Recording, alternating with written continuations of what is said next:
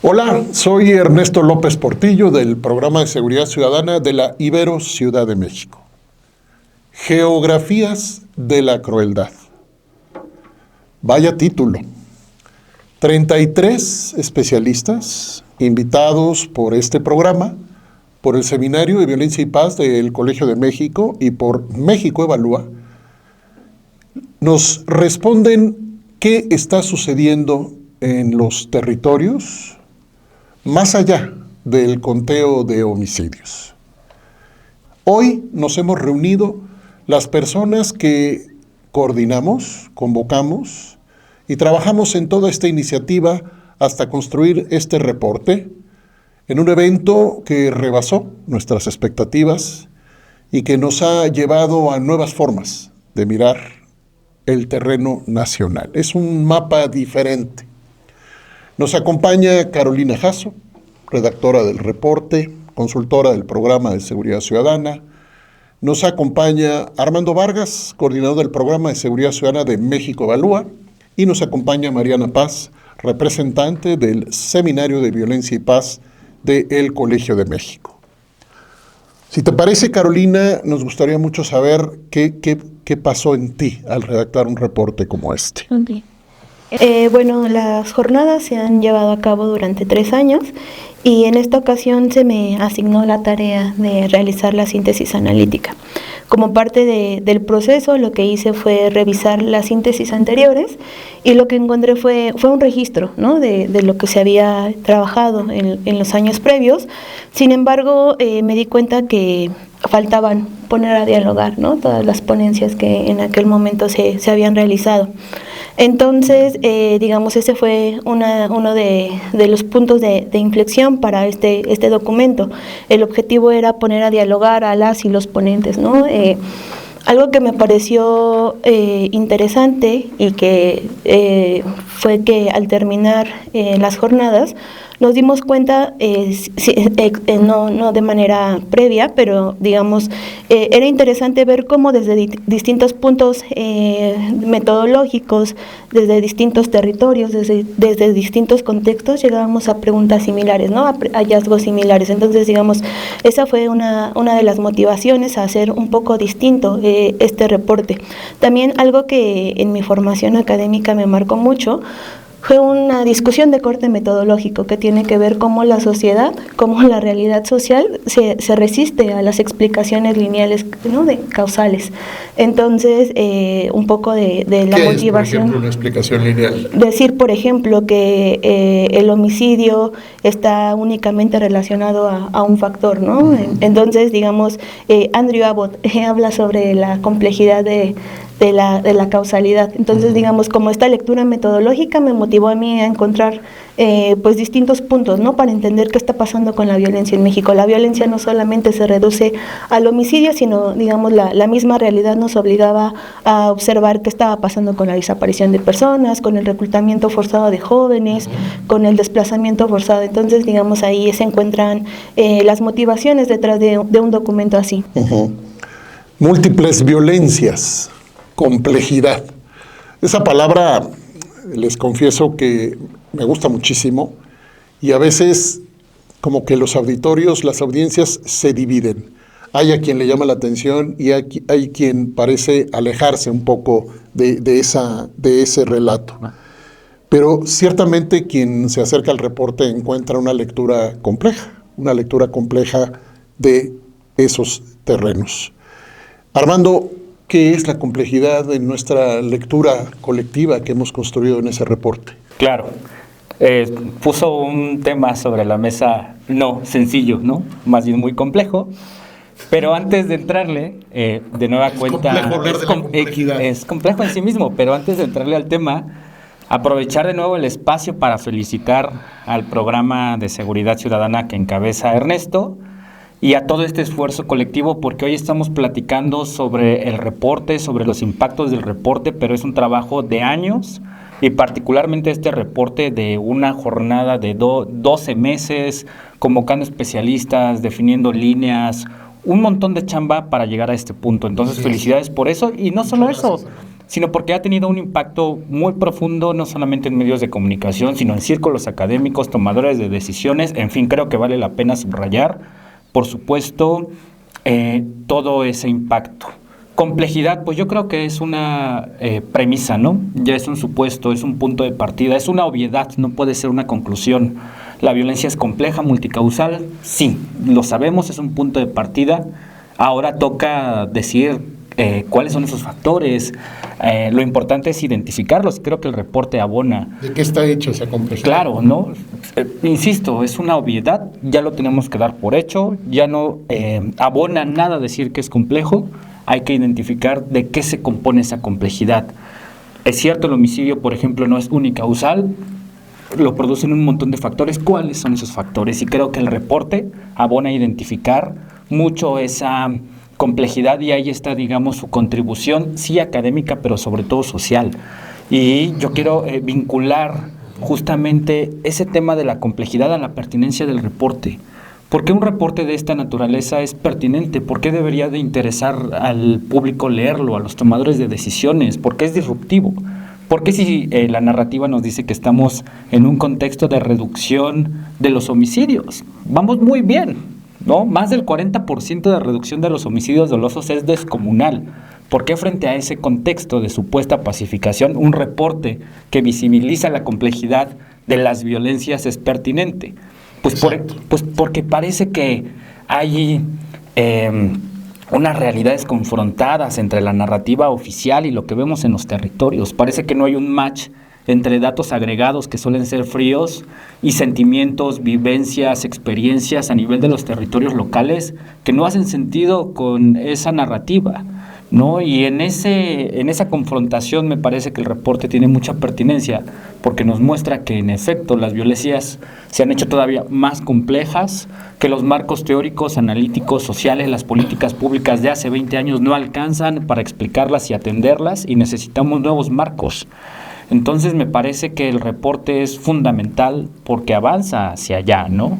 No hay una lectura unicausal, se cuestionan las formas en las que se mide la violencia homicida particular en México, que es algo muy pertinente, se problematizan nuevos fenómenos de violencias sociales, delictivas. No solamente el homicidio importa, no solamente la Ciudad de México y las lecturas chilangocéntricas importa también lo que pasa en otras geografías, una nueva conformación de entender la violencia. Entonces, es muy pertinente porque esa realidad que se nos dice desde los espacios oficiales no hace sentido con lo que se vive en los territorios, y el reporte avanza. Narrativas, ¿verdad? Narrativas, y avanza a entender precisamente que hoy estamos ya no en un territorio en donde se producen delitos, sino en un espacio en donde se conforman geografías de crueldad. Estábamos en las jornadas, hablando de las jornadas de las que hablaba Carolina, 2023, 2024, hablando de homicidios. Sí. Y de pronto nos encontramos con que había que hablar de geografías de la crueldad, precisamente cuando el Estado nos dice hay menos homicidios. Así que, Mariana, ustedes desde el Seminario de Violencia y Paz trabajan el análisis de discursos de múltiples narrativas, incluso especializados en medios de comunicación, especializados en redes sociales, etcétera. Siguiendo por esta idea de transformar narrativas en la provocación de este reporte, ¿cómo lo vivieron? ¿Cómo lo viven ustedes? Yo creo que una de las cosas que más nos gustaron del reporte y en general de las jornadas es que se llamaba Jornadas para la Reducción de Homicidios, y hablamos de tantos otros delitos y tantas otras violencias, de violencia crónica, violencia simbólica, violencia periodistas, que terminó siendo muchísimo más profundo de nuestra idea inicial sobre lo que significaba hablar de reducción de homicidios, ¿no? Cierto que en jornadas pasadas, que fueron muy buenas y todo, estoy de acuerdo con Carolina, lo que observamos fue como tal vez una geografía, una idea más estadística de números, cuantificable, ¿no? Sobre qué delitos pasan en qué regiones, hablamos de Latinoamérica. Y yo creo que esta nueva versión lo que nos permitió ver es que estas violencias, criminales, no criminales, pero violencias, están produciendo orden. Y esa producción de orden también es una producción de narrativas, una producción de distintas violencias al mismo tiempo, ¿no? De reproducción de violencias que nos terminan acercando a ya no ver a los homicidios como la única unidad de análisis, ¿no? En nuestros propios trabajos, sino reconocer que distintas violencias u otros delitos también forman parte de este nuevo análisis. Orden. orden. A ver, detente un poquito ahí. Estoy seguro que en este momento nos está viendo gente que dice, produce, en todo caso, desorden. No, produce un orden. ¿Qué quieres decir con eso?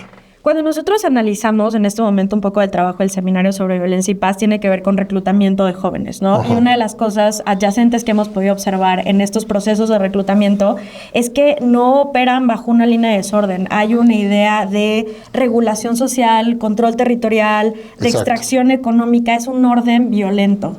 Es difícil decirlo porque vamos a irnos del otro lado a la idea de la violencia desordenada, la violencia sin límites, ¿no? En este caso lo que observamos es orden violento y yo creo que de Geografías de la Crueldad es una muestra clara de cómo se produce, ¿no? Cuando hablamos de geografía estamos hablando de regiones, estamos hablando de espacios determinados en donde la violencia opera de una forma diferente, ¿no? Dependiendo del espacio, del control que se esté ejerciendo. Y al hablar de orden es reconocer esos espacios, es reconocer que la violencia puede definirse y puede vivirse de forma distinta. Desde el Seminario sobre Violencia y Paz hemos trabajado un poco en esta idea cuando nos acercamos a jóvenes y también a perspectivas de personas más obviamente distinta a las perspectivas adultas. Es lo que vemos, ¿no? Ya no pensamos nada más en desorden, en el caos, en lo anárquico, sino pensamos también en control, en un orden muchísimo más profundo, en un orden que se arrebata con otros, ¿no? Con los órdenes legítimos e institucionales y que se están peleando ahí, pero terminan causando orden, ¿no? O provocando cierto orden. Carolina, tú acabas de hacer una tesis, te acabas de graduar de doctora, etcétera. Felicidades otra vez. Has estado mirando cómo se organizan las violencias. Violencias privadas, pudiéramos decir, violencias de Estado. Platícanos en tu perspectiva, agregando tu propia historia de especialización, de qué nuevos órdenes estamos hablando. Porque creo que así hay que leer el reporte. El reporte te mueve, haz de cuenta que pasas la página y dices, ya no me cuentes de números de delitos. Cuéntame cómo está organizada. Ese orden violento, dijiste. Sí. ¿Qué es eso en tu perspectiva, Carlos? Precisamente creo que esta es una de las características que hacen diferente el reporte. Digamos, estamos habituados a reportes de incidencia delictiva, a ver cómo se comporta el homicidio, cómo se comporta el feminicidio, otros muchos delitos, pero creo que la apuesta ontológica y epistemológica de este reporte es entender la función social de la violencia, ¿no? Y es algo que nos comentaba Claudio Lomnitz desde el principio, ¿no? O sea, no se trata de medir, ¿no?, los delitos, sino entender qué función cumple en la sociedad la violencia. Y digamos, esta violencia muchas veces establece un orden, ¿no? Por ejemplo, derivado de la tesis doctoral, digamos, el objetivo fue entender por qué se producía la violencia letal perpetrada por agentes del Estado, ¿no? Y entonces encuentras que la violencia es resultado de una interacción estratégica entre actores y hay un orden detrás. El control territorial implica eso, implica orden, implica, por ejemplo, para que exista control territorial, un factor necesario es el reclutamiento de jóvenes. Entonces, digamos, se van encadenando distintos procesos, distintos fenómenos, y es ahí, digamos, donde la apuesta epistemológica encadenadas, donde la apuesta metodológica de este reporte se encuentra, entender cuál es la función social. No es lo mismo el asesinato de un líder estratégico que está enfocado a mermar la cohesión social de una comunidad entera o ejercer otros tipos de violencia, ¿no? De verdad, la violencia, digamos, lo mencionaba Marisol Ochoa en su ponencia, o sea, la violencia no es irracional, tiene una lógica detrás. Y Marisol, directora del Departamento de Historia. Implica, ¿no?, establecer órdenes sociales. Y está increíble porque todo se va concatenando, ¿no? Sí. Y hay un montón de provocaciones. Por ejemplo, el tema de las funciones sociales de la violencia, ¿no? Una provocación, insisto, importante que no está tanto sobre la mesa, sí en el ámbito académico, pero no en la discusión pública y menos en la acción gubernamental, es que la violencia parece clave para la reproducción de la sociedad misma, ¿no? Desde el momento, ¿cuál es el esquema básico de reproducción de lo social, ¿no? La interacción cara a cara, ¿no? Y a partir de las interacciones que se forman, organizaciones, y a partir de las organizaciones, sistemas funcionales como la política o la economía, ¿no? Pues la violencia juega un papel clave en eso. Desde que ocurre, por ejemplo, un acto violento, eso justifica la necesidad del Estado, por ejemplo. Pero parece perverso que ahora la violencia ejercida por actores criminales es la que establece el orden y la dinámica de los sistemas funcionales. Lo acabamos de ver, por ejemplo, en Guadalajara, ¿no? ¿Qué pasó con la caída del Mencho? ¿Desorden u orden criminal? ¿No? ¿Quién determina la naturaleza de los sistemas funcionales? ¿El Estado o organizaciones con la capacidad de interrumpir la economía? Sistema funcional, ¿qué quieres decir con eso? Un sistema funcional es lo que permite la existencia de la sociedad misma. Por ejemplo, la economía, todas las actividades de producción y reproducción, la educación, la religión, la política. Ese es un sistema funcional que permite el funcionamiento a cargo del crimen organizado, ¿no? ¿Por qué se reduce la violencia en algunos territorios? ¿Por la eficacia de la política pública o por el orden criminal? ¿No? Que esa es una de las cosas que parecen ya no tan obvias, ¿no? Que podríamos poner sobre la mesa, o obvias desde algún otro punto de vista, ya desde el ámbito académico, desde lo que hace el seminario, desde lo que ha hecho Carolina, desde lo que hacen ustedes, desde lo que vemos en México Evalúa, pues ya parece más o menos obvio que hay ciertas geografías territoriales en donde la estabilidad del crimen delictivo depende del control territorial y no del control estatal, ¿no? Pero desde la acción del Estado parece que no es tan obvio. Una madre buscadora me parece que dijo, no sabemos si el Estado es la delincuencia organizada o la delincuencia organizada es el Estado. Nunca se me va a olvidar. Eso es absolutamente terrible y me lleva una síntesis brutal. Me lleva a un punto que tiene que ver mucho con la importancia de este reporte, que me parece innovador, en la medida en que justamente está cambiando los paradigmas, no solamente de comprensión del problema, que eso es fundamental, pero desde un punto de vista propositivo es relevante para mejores políticas públicas. Y es que el Estado está operando, diagnosticando, midiendo e interviniendo con esquemas totalmente anacrónicos, que ya no alcanzan para comprender el problema y mucho menos. Ese era el punto de la obviedad. Exacto. Ahí nos salimos de cualquier obviedad. El anacronismo es brutal, porque hoy el Estado mexicano, en términos generales, por supuesto hay excepciones, sigue entendiendo la violencia desde un indicador convencional, que es el del homicidio doloso, con estadísticas que además se producen en contextos de oportunidad institucional y control territorial del crimen. En palabras muy sencillas, la estadística oficial está viciada por un montón de factores y no obstante se atiende en consecuencia con una intervención sumamente insuficiente, necesaria pero insuficiente, que es el control o el debilitamiento operativo al crimen organizado. Déjenme darles elementos para continuar la reflexión. Algunos de los principales argumentos del informe lo que nos enseñan es: las estadísticas no explican la violencia. La violencia es un sistema territorial, desapariciones, feminicidios, fosas clandestinas, reclutamiento criminal, extorsión y control social. La violencia ha evolucionado, estamos ante cambios en las formas de las violencias. Hay violencias específicas contra actores que construyen paz. Ahí el Seminario de Violencia y Paz ha hecho un trabajo extraordinario. ¿Qué está pasando cuando líderes de capital social activo, capital social positivo, son atacados? Entre ellos periodistas, religiosas, religiosos, defensores del medio ambiente, que crece exponencialmente el ataque contra defensoras y defensores del medio ambiente, el reclutamiento criminal de jóvenes, el impacto en la población de jóvenes, desde la perspectiva incluso generacional, Mariana, tuya, ¿qué caminos te abre el reporte o qué caminos puede abrir el reporte en términos de una mirada de propuesta desde esa complejidad de la que hablamos? Quiero regresar un poco a los días de las jornadas y decir que una de las cosas que más me impresionaron es que hablamos de violencia religiosa con Ips Bernardo Nicot en el seminario, hablamos de violencia a periodistas, hablamos de violencia a colectivos, hablamos de reclutamiento, hablamos de jóvenes, hablamos de un sinfín de violencias relacionadas a homicidios, pero que hoy ya sabemos y entendemos como esta palabra que usamos, ¿no? Como con lo complejizado. Yo diría, además de investigar para el seminario sobre violencia y paz, tengo 24 años, por lo tanto soy de la generación Z, cambia un poco la perspectiva y la forma en la que estamos observando al leer el reporte. Había tenido la oportunidad de leer un libro maravilloso de Alejandro Moreno, del ITAM, que se llama 4 décadas de la evolución cultural en México, en el que podemos ver algunas perspectivas, un poco de la evolución exactamente cultural, pero ahora agregando la perspectiva de la generación Z. ¿Qué es la generación Z? No lo sé, a menos de que nos pongan en un mismo cúmulo de años, pero yo creo que, es diversa la perspectiva, sí, obviamente, es muy así, no quiero hablar en representación de nadie, pero creo que al leer el reporte, al leer el informe, lo que se me vino fue lo que dijo Carolina, ¿no? Estamos olvidando lo profundamente que están conectadas las violencias. Me encantó esto de la violencia encadenada, ¿no? O sea, como que si todas fueran parte de una misma cadena y se van agarrando una de la otra.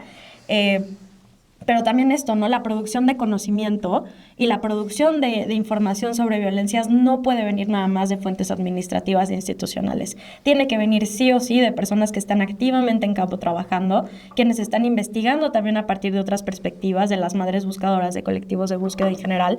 Y yo creo que la propuesta es esa. Yo siempre he pensado mucho en términos que la política social y la política pública tiene que construirse con participación. Si no hablamos de una participación activa de quienes están sufriendo la violencia, de quienes están viviendo la violencia, vamos a ver lo que estamos viendo, ¿no?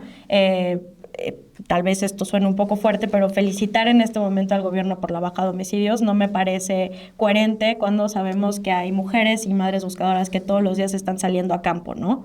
A buscar. No me parece coherente, pero me parece que las geografías de la crueldad lo que nos está diciendo es eso. El conocimiento sobre estos fenómenos violentos tiene que producirse colectivamente y esa producción colectiva tiene que derivarse en políticas públicas de seguridad que se produzcan también desde la perspectiva colectiva.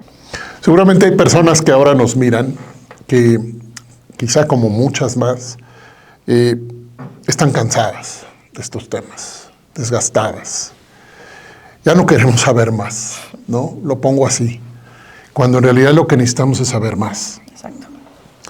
Yo no he peleado, pero he discutido con mucha gente por muchos años cuando dicen que estamos sobrediagnosticados, que es una cosa que hace unos 10 años como que se puso medio de moda en algunos foros de gente, debo decir, no especializada, pero sí con un liderazgo en la opinión. Y decía, estamos sobrediagnosticados. Yo decía, a ver, ¿qué sabes de cómo funciona la policía? Cuéntame. ¿Qué sabes de cómo funciona en la comunidad X la violencia contra las mujeres X? Carolina, enséñanos un poquito más de por qué este reporte nos acerca más a un diagnóstico más agudo. ¿Y por qué estamos invitando a saber más, no a saber menos?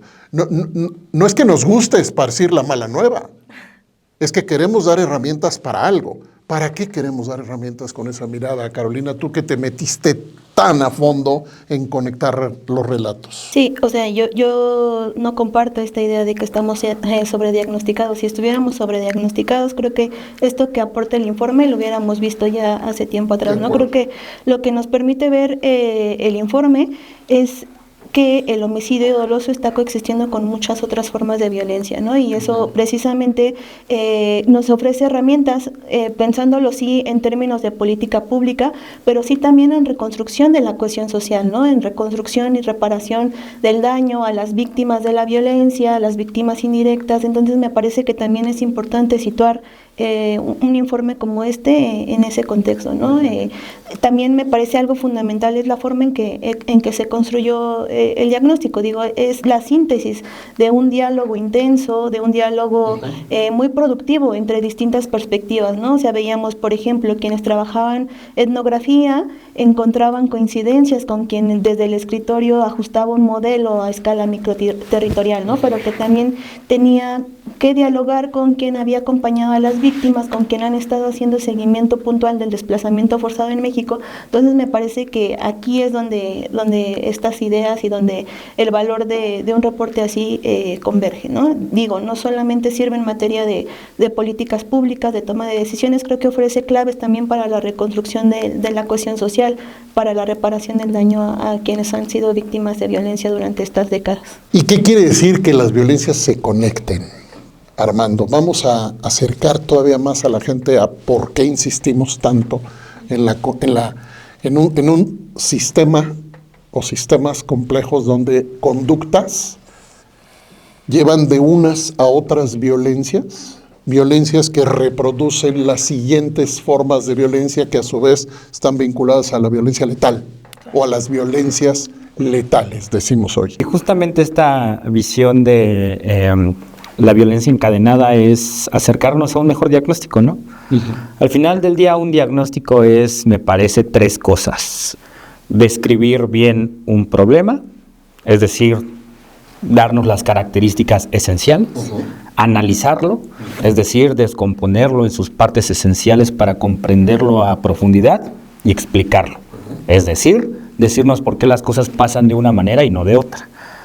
El reporte avanza en ese sentido. Todos esos 3 elementos que conforman un diagnóstico, descripción, análisis y explicación, son fundamentales para atender un problema. Sin esa evidencia no podemos colocar piezas de política pública, de programas, de acciones comunitarias para reducir los problemas. Y en su conjunto, me parece que un buen diagnóstico que aporta el reporte y todo el evento en su conjunto es entender a la violencia como una cadena que genera múltiples efectos y que tiene múltiples propósitos. Un ejemplo muy concreto, cuando yo hice mi tesis doctoral, la hice sobre robo a transeúnte. Tuve la oportunidad de entrevistar a personas que se dedican al robo a transeúnte, no que estaban en prisión, sino que en ese momento se dedicaban a ello. Por ejemplo, el robo a transeúnte en la percepción cotidiana se utiliza para obtener dinero y satisfacer necesidades materiales. La gente roba porque es pobre. Esa es la visión conservadora y que se cree ocurre. Pero no solamente eso, hay muchas personas, y esa fue una de las conclusiones. Una de las conclusiones es que el robo tiene diferentes funciones, ¿no? Y una es la de obtener prestigio. Robas para comenzar una carrera en el ámbito criminal. Una carrera criminal. ¿No? ¿Y por qué inicias con el robo a transeúnte? Porque es lo más fácil de ejecutar. Y tan fácil de ejecutar te da mucho retorno de prestigio entre los pares. Y eso te puede ir acercando a los liderazgos de la calle, y esos liderazgos a más liderazgos hasta que te conviertes en jefe de plaza, ¿no? Entonces, una violencia delictiva que además es súper ignorada por el Estado y por la población en general, termina en la construcción de una carrera delictiva de alto impacto. Entonces, creo que ese es un poco, ¿no? No es que la violencia esté aislada, sino que sigue trayectorias y ese robo genera otras violencias y todo un orden de reproducción social. Entonces, cuando entendemos al homicidio doloso como un evento aislado, es que no estamos entendiendo nada sobre las funciones sociales de la violencia. Y entenderla en cadena, pues nos amplía más el panorama. Si quisiéramos evitar con las trayectorias delictivas de alto impacto, tendríamos que ver cómo atender delitos que en principio son categorizados como de bajo impacto, ¿no? Entonces, eso amplía el foco de atención. ¿Esa intervención estatal es más compleja? Sí, pero la complejidad del problema lo requiere, ¿no? Si no, simplemente estamos, me parece, alimentando narrativas de éxito político, pero no atendiendo problemas sociales, que es lo que parece estamos viviendo en este país desde hace varias décadas, no solamente bajo el régimen actual, y hay que decirlo. Y cierro esto, que me parece relevante, porque no creo que queramos ser aves de mal agüera trayendo estos problemas. No, creo que lo que queremos es contribuir y poner propuestas sobre la mesa. Y el reporte también se tiene que leer así, no como una nota o una mala noticia, sino como un montón de gente tratando de mejorar las condiciones de seguridad en el país, iniciando por mejores diagnósticos, ¿no? ¿Cómo es que el Estado decía tener herramientas después? Ya tenemos las herramientas. Y luego otra vez volvió a pasar el tiempo y los mapas, me acuerdo que publicaba el Universal, dibujaban 3 o 4 regiones de influencia criminal y de pronto 5 y de pronto 10. Yo seguía esos mapas de influencia criminal de la prensa, ¿no? Y de pronto el país entero con influencia. Mi preocupación es que cómo evoluciona eso y hacia dónde evoluciona el Estado. Claro. ¿Qué está pasando con el Estado, Mariana, en tantas investigaciones que han hecho ustedes, a tantos actores que han entrevistado, el Seminario de Violencia y Paz, que les dicen, a veces con más claridad, a veces no, en dónde están los límites de la forma como el Estado hace o no hace esa calidad de diagnósticos de los que hablabas, y desde luego, entonces, esa calidad de intervenciones o no? Yo, regresaría un poco con bestia del sobrediagnóstico, ¿no?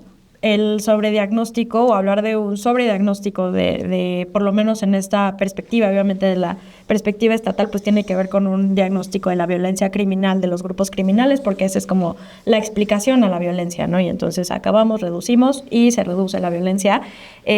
Una de las cosas que escuchamos siempre, ¿no? Es como conocemos cómo operan, conocemos cómo se distribuyen, sí, etcétera. Y a veces, cuando estamos en conversaciones, decimos, no sabemos nada. Y lo ¿conversaciones te refieres de otro tipo? Nosotras y nosotros en el seminario sobre violencia y paz, decimos, lo que sabemos es mínimo, es poco. Lo que queremos o la información que necesitamos no la tenemos, ¿no? Y entonces se hacen estos esfuerzos gigantescos como las jornadas para entender y para conocer, ¿no? Aún así, esas dinámicas criminales son muy ajenas también a esto. Digo, en tu tesis creo que es muy claro que acercarte a platicar con una persona derivó en poder tener estos conocimientos, ¿no? Pero a simple vista, ¿cómo sabemos que el Estado, la perspectiva institucional, está tratando de entender estas dinámicas, ¿no? Que son más profundas? Actualmente en el seminario nos encontramos trabajando el tema de reclutamiento criminal, específicamente en espacios digitales, y esto que me dices, ¿no? Cuando tú tenías mi edad, cuando pensamos que el espacio digital iba a ser un espacio de reclutamiento, o iba a ser una nueva forma de entender ahora a los grupos criminales en su lógica digital, ¿no? Y contestando un poco tu pregunta, creo que esa evolución, esos cambios, que no son menores, son cambios radicales en cómo opera el crimen organizado y cómo está operando el crimen organizado, los grupos criminales, nos permiten ver eso. O sea, ahora podemos observar videos de niños menores de edad, hablando un poco como de la idea de lo encadenado, niños menores de edad que tenemos registro de más o menos de 5 a 8 años, en donde hay niños que se graban haciéndose sus propios cochecitos. Para quien no conozcan a las Mostras, son estos grandes camiones que utilizan los grupos criminales al momento de enfrentamientos. 5 a 8 años de edad. 5 a 8 años de edad, niños que están haciendo, específicamente niños que están haciendo videos sobre cómo los construyen. Hay un niño que hace referencia al Cártel del Noroeste y donde dice como, la estoy haciendo a la tropa del infierno, creo que es como se llama, y ves cómo la mamá le va diciendo, no, pero explícales cómo lo hiciste, y así. Creo que estoy siendo un poco explícita, el video lo explica mucho mejor por sí solo, pero a lo que me refiero es esto, ¿no? Esta producción de violencia y esta producción interna que el gobierno no se está dando cuenta, ¿no? Nosotros estamos trabajando en tratar de demostrarle al gobierno que tiene que poner atención especial en espacios digitales, pero no se observa, ¿no? Y estas pequeñas dinámicas muy pequeñas que podemos observar con tanta investigación deberían estarse dando a nivel institucional mayor, ¿no? Y creo que justo de esta evolución de la que hablas, estos cambios de así, no están siendo vistos por quienes están haciendo y están promoviendo estas nuevas políticas de seguridad. Después del descubrimiento del Rancho Izaguirre, se dieron de baja, si no mal recuerdo, 45 cuentas de TikTok. Harfuch fue quien pidió que se dieran de baja estas cuentas, y nuestra propia investigación dice es que no es suficiente bajar cuentas, porque si bajas una cuenta en TikTok probablemente el otro día te reaparecen 20, si bajas 5 videos mañana vas a tener 100 videos más. Todo eso, todo lo que se está escapando y que creo que las geografías sí están permitiendo observar, hay que observar esas pequeñas cosas que se le están pasando a este gran engramaje institucional estatal, y que creo que por eso, repito de nuevo, ¿no? Esa producción de conocimiento también viene de aquí, y esa producción de conocimiento también tiene que formar parte de la narrativa de políticas de seguridad, obviamente con perspectiva de derechos humanos, con perspectiva de cuidado de las infancias, etcétera, también tiene que venir de este lado. Como yo lo veo, Geografías de la Crueldad no inventa nada, ¿no? Recoge, conecta. En estos últimos minutos que nos quedan, les pediría una reflexión final que sí puntualice de alguna manera qué esperamos del Estado y qué exigimos al Estado frente a lo que está pasando. Bueno, yo quisiera hacer mención a dos cosas. Primero, la importancia del conocimiento colectivo, que digamos las jornadas lo demuestran muy bien, como personas desde distintos puntos están construyendo conocimiento, y espacios como estos permiten articularlos y saber qué está haciendo el otro, y entrar en diálogo precisamente nos permite tener un diagnóstico mucho más fino, ¿no? Y en términos de qué esperamos, creo que también el informe abona a hacer este llamado de comprender procesos, de mirar lo más pequeño, de mirar lo micro, no solamente el registro administrativo, porque ese registro administrativo está coexistiendo con múltiples formas de violencia que nos están están llevando a un desgarramiento civilizatorio, yo podría decirlo, ¿no? O sea, a una semiótica de la barbarie. O sea, el hecho de que existan armas cada vez más pequeñas para que los niños las puedan cargar, o sea, a mí eso no me parece una cuestión menor, ¿no? Y sobre todo, pues digamos, la exigencia, la responsabilidad de quienes toman decisiones, de quienes ejecutan la política de seguridad. Germán. Yo no creo que estemos sobrediagnosticados. Creo que a pesar de los avances de este lado, estamos todavía subdiagnosticados. ¿Cómo medimos el avance en el diagnóstico? ¿Por la producción de papers o por el grado en el que avanzamos en la comprensión del fenómeno? No, creo que todos los que hemos revisado, podríamos tener 100 papers, 100 documentos que no se salen de la idea de que el homicidio es la métrica central. Eso creo que no es un avance significativo. Pero a lo mejor hoy tenemos documentos como geografías del terror, ¿no? De la crueldad, que dan un paso más sustantivo hacia un mejor diagnóstico bajo la idea de que las violencias están concatenadas. Entonces, y que lo puedes conectar con tantos otros reportes que sí se están haciendo desde diferentes ángulos, claro, que están viendo otras violencias. Entonces, este es un diagnóstico definitivo, no, pero invita a una lectura diferente que, digámoslo así, marca tendencias. Entonces, más comprensiva, ¿no? Entonces, un tema es que seguimos diagnosticados, pero tenemos que avanzar en estas direcciones más comprensivas para tener mejores diagnósticos. Y dos, seguimos en consecuencia pues subatendidos, ¿no? Hoy la política de seguridad es una política basada en el debilitamiento operativo al crimen organizado. Es necesario, pero no suficiente. Entonces tenemos y exigimos del Estado que vea estos nuevos diagnósticos y también las nuevas herramientas que nosotros mismos y otras tantas organizaciones y actores ponen sobre la mesa. Porque, insisto, no solamente señalar problemas, también hay propuestas, ¿no? Lo que hemos hecho en México Evalúa, por ejemplo, mucho se ha dicho sí que hay pues sospechas en la calidad de los datos, pero también nosotros ponemos sobre la mesa un concepto de violencia letal, una definición que genera provocaciones analíticas, que puede ser mucho mejor en términos técnicos, pero que ahí está tratando de invitar a un debate que creo es relevante y el Estado podría voltear a ver y beneficiarse. Creo que al final del día el mensaje es que queremos contribuir y para nada señalar. Entonces, dos mensajes: seguimos subdiagnosticados, vamos en dirección correcta, seguimos subatendidos, hay propuestas sobre la mesa que sería bueno que se comenzaran a retomar desde la toma de decisiones, ¿no? Gracias, Mariana. Sí, ¿Qué proponemos? ¿Qué esperamos? ¿Qué exigimos? ¿Cuántas preguntas? yo diría, un poco retomando también lo que dicen Carolina y Armando, ¿no? Creo que el informe reporte lo que está diciendo es no es que los datos no importan, no es que el conteo no importa, porque importa mucho porque nos permite también dar un panorama, nos permite hacer ejercicios también de trabajos inclusive desde la academia cuantitativos, ¿no? Para tratar de entender un fenómeno complejo. El problema es que estos datos no están explicando necesariamente el proceso que produjo esta violencia, ¿no? Creo que lo que las geografías dicen es eso, es que sí hay procesos, es que hay elementos violentos, hay elementos simbólicos, hay elementos narrativos que están produciendo esa violencia y es ahí en donde tal vez tenemos que esperar un poco, tenemos que diagnosticarlo, tenemos que analizarlo.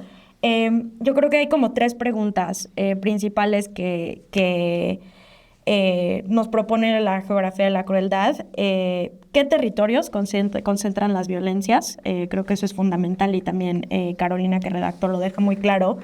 ¿Qué actores participan en ellas y de qué forma esos actores están participando, no nada más en un sentido de capital social positivo, pero también de capital social negativo, ¿no?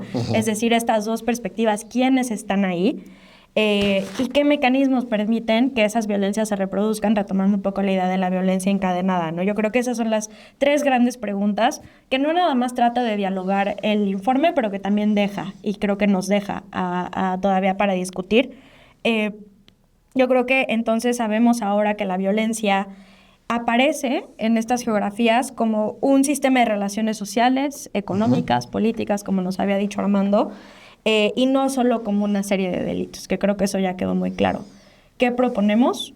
Lo mismo que han propuesto ustedes. El conocimiento se tiene que crear desde lo colectivo. Proponemos no soltar también este trabajo, que ya es un trabajo colectivo fuerte y requiere esfuerzo y requiere recursos humanos, pero creo que se tiene que seguir. proponemos también empezar a analizar otros tipos de espacios, ¿no? Seguir el diagnóstico, no hablar de sobrediagnóstico, al contrario, hablar de más diagnósticos todavía, de más espacios nuevos en donde tenemos que poner la mirada, no nada más académica, sino también del periodismo, ¿no? Del trabajo de colectivas, ¿no? Que son también quienes generan información alternativa a la que genera el Estado. Entonces creo que un poco por ahí sigamos con el trabajo. Definitivamente creo que es como un poco por donde vamos.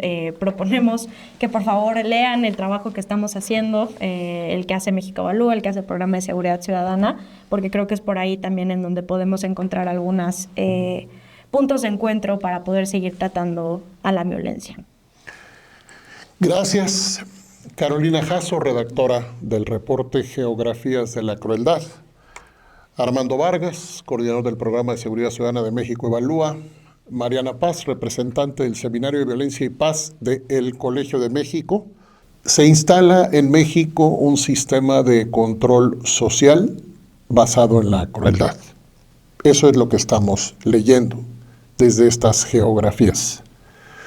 Periodistas, personas que ejercen cargos de cualquier naturaleza, cargos públicos, sociedad en general, pero especialmente quienes tienen responsabilidad desde los gobiernos de construir seguridad, justicia y paz, les invitamos a leer este reporte. Soy Ernesto López Portillo, coordinador del Programa de Seguridad Ciudadana de la Ibero Ciudad de México, la casa en la que hoy estamos en el Colab IDEA. Hasta la próxima.